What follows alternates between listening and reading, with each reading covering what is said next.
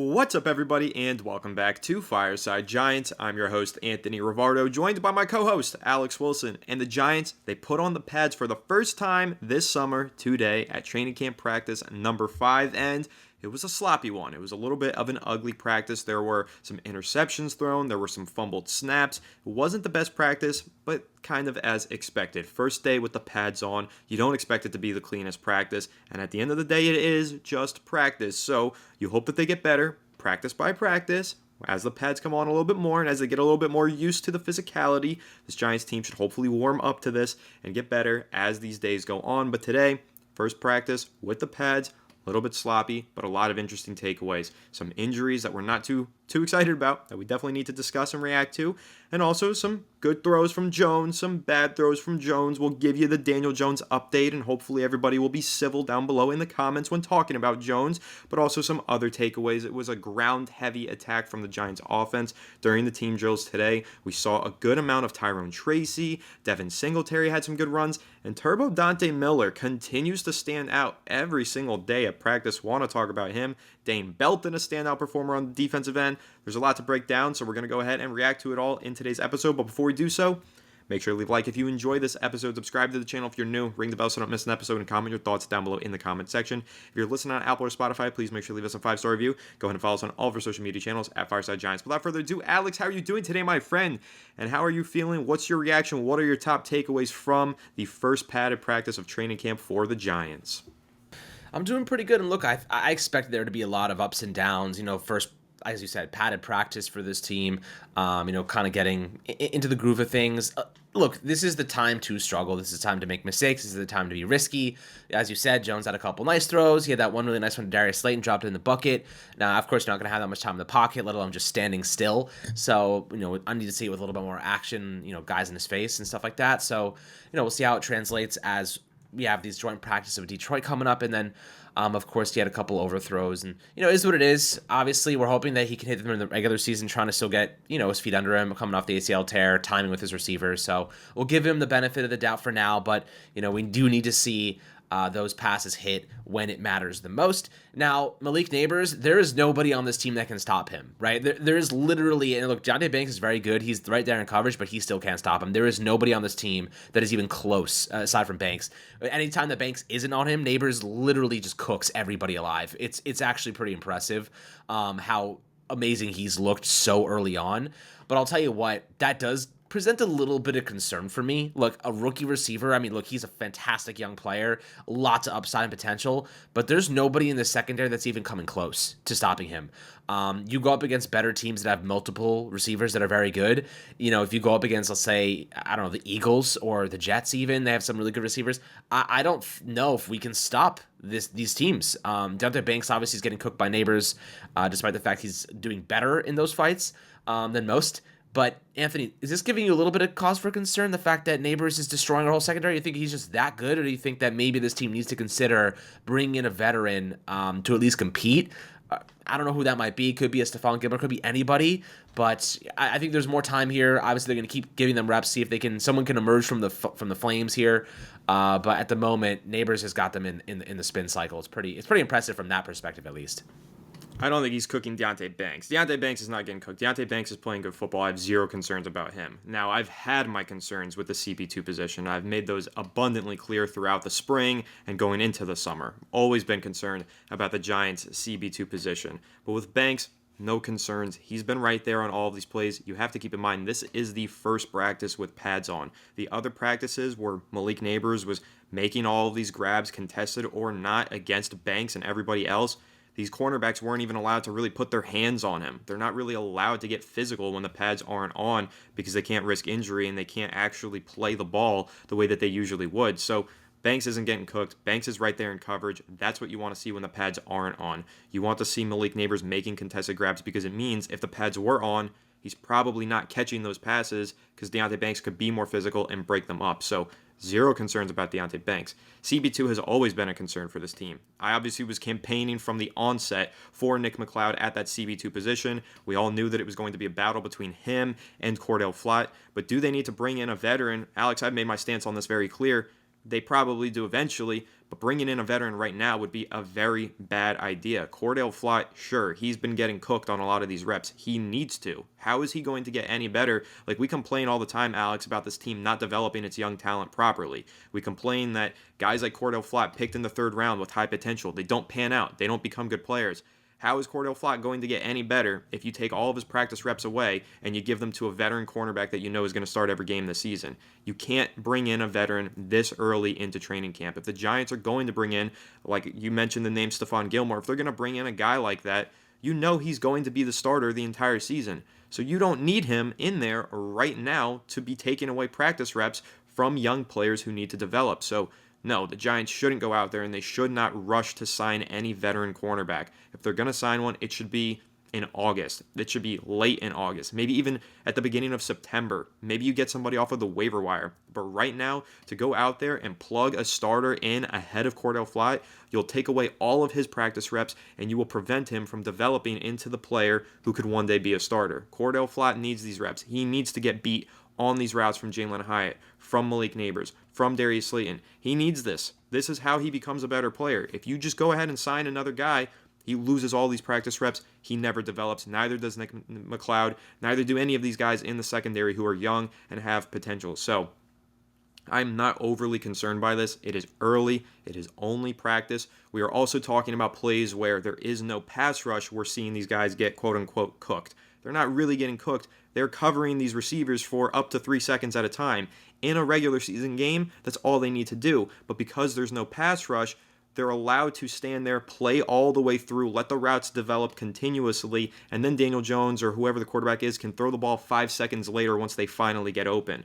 That's what we're seeing oftentimes in these practice clips. So these cornerbacks aren't really getting cooked the way that you would expect them, or the way that you would interpret being cooked to look like during the regular season. Like if these were quick wins, Neighbors is absolutely snapping an ankle in the first second of the route, then yeah, obviously you're concerned by that, but it's going to happen.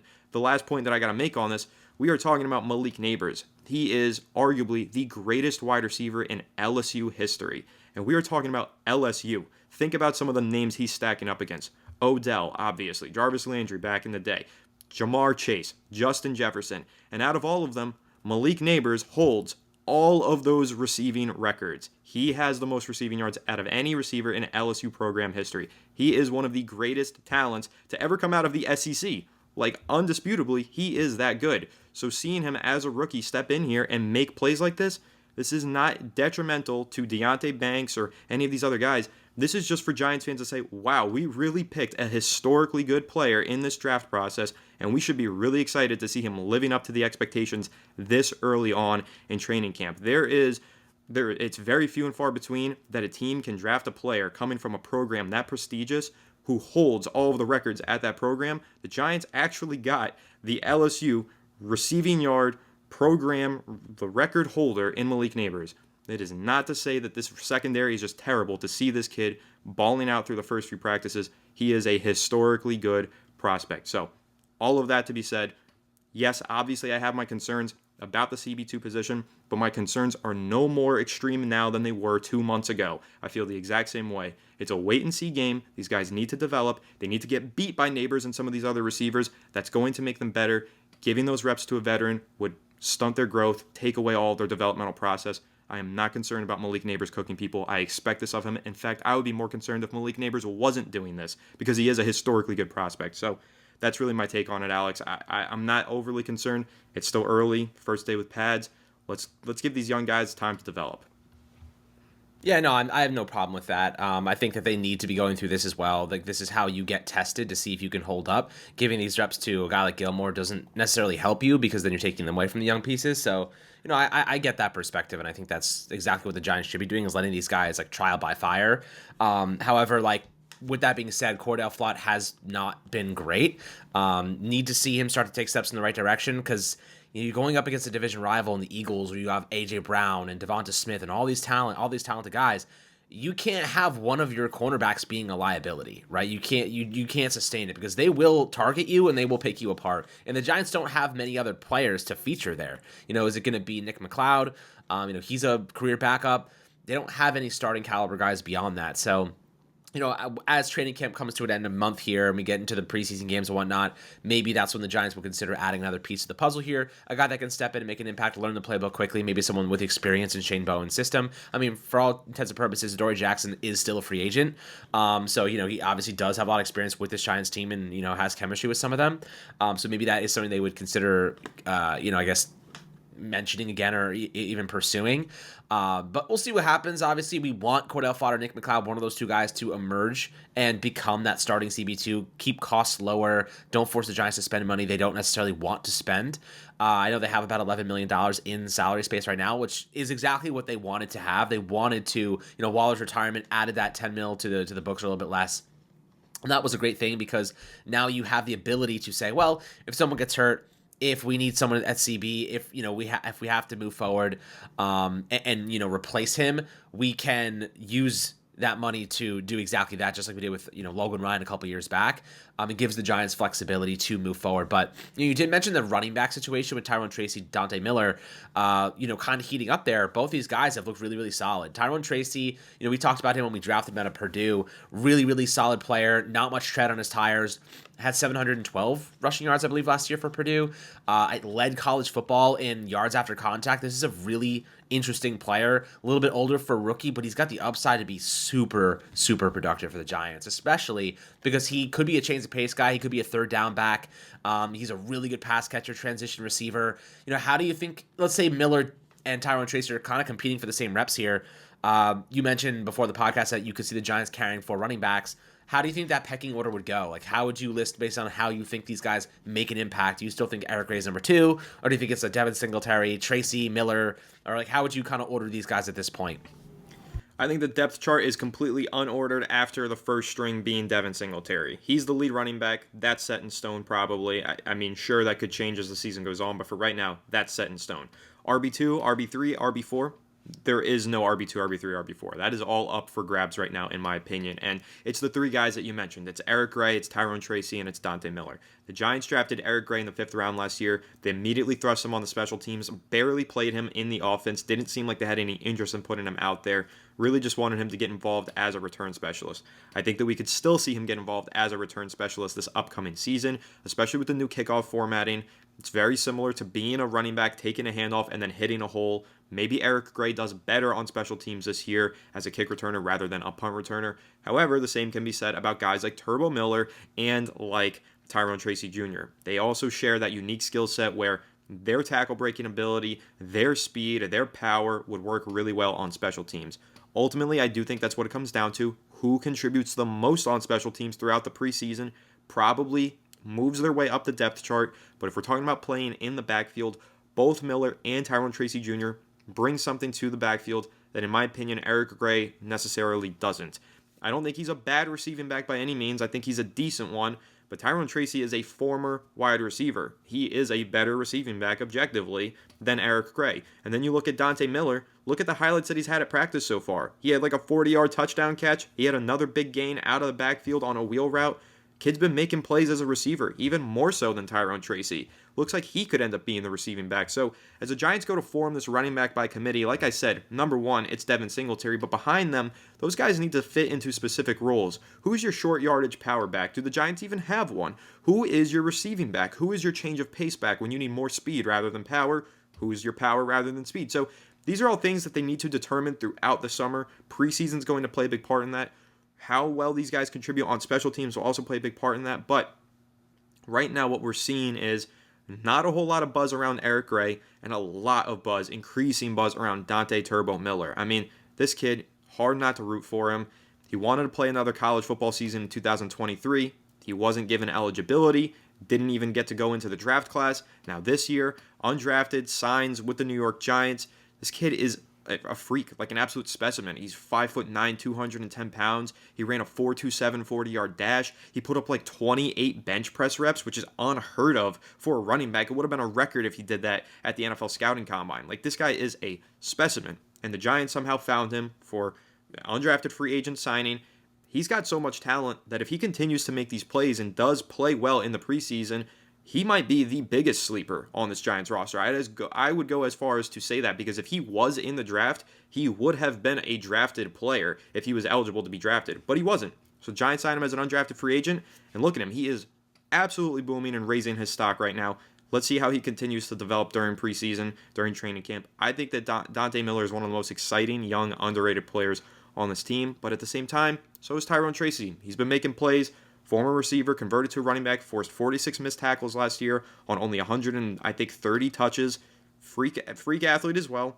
I think it's really going to come down to those two guys. I think they're going to be really exciting to watch. And as much as I liked Eric Gray when they drafted him last year as a patient one-cut back, I don't think he's as dynamic as these other guys. So it's going to come down to these three. They're going to be battling it out all camp, and it's definitely something I'm going to continue to keep an eye on. But Alex, I'm also keeping an eye on all of the injuries that the Giants have sustained already. Now, none of them have been significant. We're not losing anybody long-term just yet, but another notable player got banged up today. Right foot/ankle injury. We don't know the severity. Doesn't seem to be too serious, but still, Brian Burns dealing with some sort of an ailment. What's your reaction to that, and really to the fact that the Giants have just had a lot of bang-ups so far? Again, nothing serious, nothing significant, but they have been dealing with a lot of bang-up injuries across the board.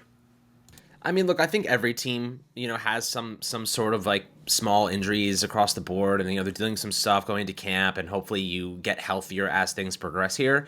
But this is like the classic story we've heard every time, like the only thing, the most important thing for the Giants this upcoming season is the health of their offensive line, right? If their offensive line cannot stay healthy, we are going to see another last year all over again. It's just every single season. I just don't get it. And look, I do think that as much as I think Joe Shane has done a great job with the cap space, his drafting in the trenches has been horrible so far. Horrible, right? Evan Neal. I mean, look, it may not be his fault entirely, and I'm not putting all the blame on him. I'm saying it could be Bobby Johnson, could be talent valuers, whatever it might be. Evan Neal has looked horrible. Marcus McKethan has looked horrible. John Michael Schmitz was horrible as a rookie. Josh Azidu has been horrible. Like, these guys have been terrible across the board. Now, obviously, there's context I'm not including there. JMS, I think he'll be fine. He's a rookie last year, plenty of upside, basically Russian roulette, musical chairs at guard every single week. So, he never even stood a chance to develop. Evan Neal has been terrible for many different reasons. Injuries, just lack of development. Could be Bobby Johnson's fault. The drafting of these guys to a degree has been problematic because they haven't panned out. At some point we have to give somebody blame for these guys not playing well. And you look at some of the other positions here. I mean, on the offensive line, they just need growth across the board, and they need to stay healthy. The depth there is still very much in question. We'll see if Carmen Brasillo can turn this thing around. Like, it really is up to him at this point, and the health of these guys. So, we need more value in the offensive line. The Giants will never be a good team until their offensive line is at least competent. And that's, I mean, if anyone wants to disagree with that, I mean, I don't know what to say. Like, that's just a blatant fact, in my opinion. They need to improve there. Anthony, I don't know, do you share some of the blame for Joe Shane for drafting these guys? I mean, I think it lands on Shane, lands on the talent value, and I also think it lands on Bobby Johnson. I think that you have to spread it evenly, but I think Bobby Johnson's probably the guy that gets the most of it. But I don't think Joe Shane is absolved by any means. I mean, I don't think he's absolved by any means, but this is a team that didn't draft a single offensive or defensive lineman in the 2024 NFL draft. And I don't know who you blame for that. I don't know if you just blame the draft board and the way it fell. I don't know if you blame Joe Shane. I don't know. I don't know who to blame. It's kind of difficult to say. At the end of the day, I think you do have to blame the players first and foremost for not living up to expectations and not playing at their highest capacity, because we know John Michael Schmitz has higher potential than what we've seen from him. Same thing goes for Evan Neal, like tenfold. We know that kid had plenty of potential coming out of college. So who do you blame? Is it coaching? Is it just injuries? Is it just bad luck? I don't know. But I think we'll get the answers this year. So I think it's really difficult to say right now and answer that question, Alex. But as we get through this season, with a new offensive line coach in Carmen Brasillo, who we like a whole lot, with some new talent across the line, if we see a better unit, then I think we'll get answers. We'll know, okay, Bobby Johnson was the problem. Okay, no, the unit isn't playing any better. Okay, the talent is the problem. So probably is Joe Shane's fault. I don't think we know the answers just yet, but I do think we'll get them soon enough. And just in the point of injuries in general for this Giants team, it's not just on the offensive line. Like I said, Brian Burns now hobbled. I think he got stepped on and he hurt his foot. You also have Tyler Nubin, who's been out since last week with a calf injury. John Michael Schmitz, again, on the offensive line, but still dealing with a shoulder injury. They've just been banged up across the board, but none of them seem too serious. And my actual takeaway is that Injuries are part of the game, and the Giants are getting lucky so far. And I just am curious how long their luck is going to last. Because, again, none of their injuries have seemed significant. You never know when one is just going to turn significant. So hopefully the Giants maintain their health and stay careful throughout the summer so that they don't have any significant injuries. Alex, one last thing that I do want to discuss here. Dane Belton, third-year safety.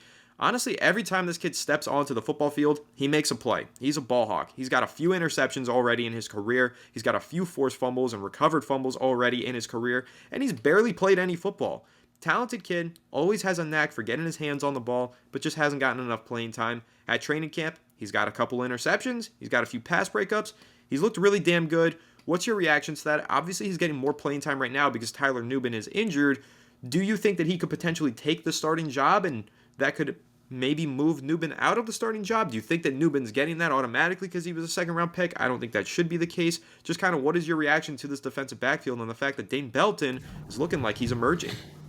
Listen, let the best man win. If the Giants want to be a good football team next year, they will let the best players play the game. You know what I mean? No forcing Evan Neal to right tackle the second he gets back. Let Jermaine Illuminor play there if he's the better player. If Dane Belton looks great, let him play. Let him compete with Tyler Nubin. If he wins the job, he wins the job. You know what I mean? Like, I'm so freaking tired of the Giants trying to force players into positions they clearly should not be in. And, you know, this team, if they really want to win games, if Joe Shane wants to take steps forward, if Brian Day wants to have at least a competent team, they have to play the best players at the best positions that they have. And I think they will. I don't think that that's a crazy take. I think that that's something that they're obviously going to do. If, you know, Dane Belton showed a lot of potential at the end of last season.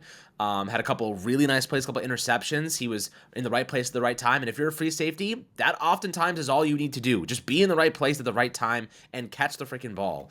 I think he's a really good run stopper. He hits hard. I think that, you know, he's solid in a lot of ways, but needs more experience at the end of the day. And Tyler Nubin, good player, but he's a rookie. You don't need to start second-round rookies. Of course, you want to start them, but if there's another player that beats them in the job, let them keep developing. Let them get, look, there's going to be injuries. There's going to be chances. Don't get me wrong. If something happens to Jason Pinnock, Dane Belton's going to go right in there and play some strong safety too. He's capable of it. And you can have Tyler Nubin at free safety. So you have a versatility there to help, you know, kind of smooth things over if anything arises. But, you know, I'm happy to see Dane Belton looking good.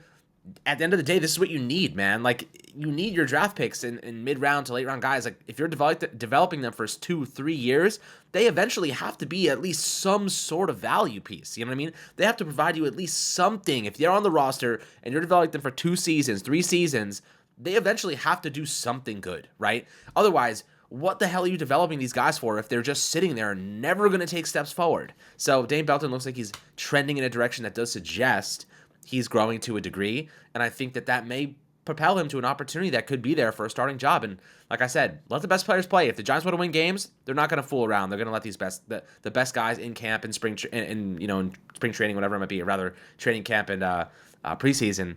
They're going to let these guys play, and I think they're going to make the right decisions regarding the starting personnel on opening day. Yeah, I hope so. And kind of my wrap-up takeaway from all of these kind of back-end roster players that we've discussed, the running backs, Belton, I think a lot of this is going to get sorted out in the preseason. And I am starting to get excited for the preseason because we're getting an idea of who to keep an eye on once those games roll around. Like, now we have to keep a very close eye on Dane Belton. How does he play in the preseason? Remember last year, guys, we saw Jason Pinnock start to make waves like this throughout the beginning of training camp, goes into the preseason, has a dominant performance against the Lions, pretty much locks up that starting job for the regular season. So now it's feeling a little similar here. Could Dane Belton keep this up, go into the preseason, have a really good performance? Maybe he locks himself in as a starter. So we can kind of keep an eye now on some of these guys that we're getting buzz around early in camp and keep an eye on them during the preseason. So we're starting to see that take shape right now, which is exciting. Alex, a lot to take away from this day. Again, like I said, I'm not overly concerned by the battles between the receivers and the corners. First day of pads, we knew it was going to be sloppy for the offense, but are there any other major takeaways that you have from day 5 of training camp for the Giants? So far, I think Neighbors continues to dominate. Hyatt's looked pretty solid. Slayton's looked really solid. I know they said there was some drops and whatnot, but those 3 guys have been standing out to me. Wandale's, obviously been really, really good too.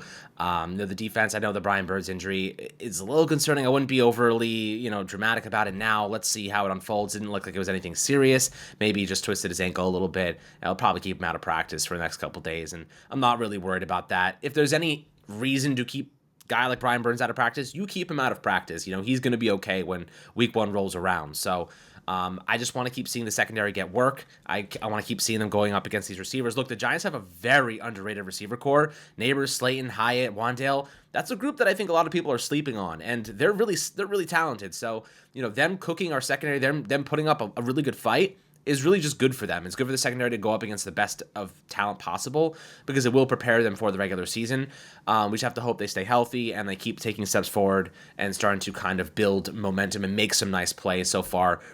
Banks, as you mentioned earlier, has been solid. He's been right there in coverage, but everybody else, certainly there's a lot to see, moving forward, and a lot more that we want to experience from them in terms of positive days, positive moments, and positive progression. So that's kind of where I'm focused right now. Yeah, me too. I think it's been a really exciting camp so far, and the Giants do have a lot of standout performers. Like you said, this receiving core looks really good. Love the talent that the Giants have there, and I think there's so much potential in this group. And obviously keeping a close eye on those guys as training camp wears on, and of course continuing to update you guys on all of that right here on Fireside Giants. So make sure to leave a like if you enjoyed this episode. Subscribe to the channel if you're new. Ring the bell so you don't miss an episode, and comment your thoughts down below in the comment section. If you're listening on Apple or Spotify, please make sure to leave us a 5-star review. Go ahead and follow us on all of our social media channels at Fireside Giants. Without further ado, we'll catch you on the next one. Have a good one, and let's go Giants.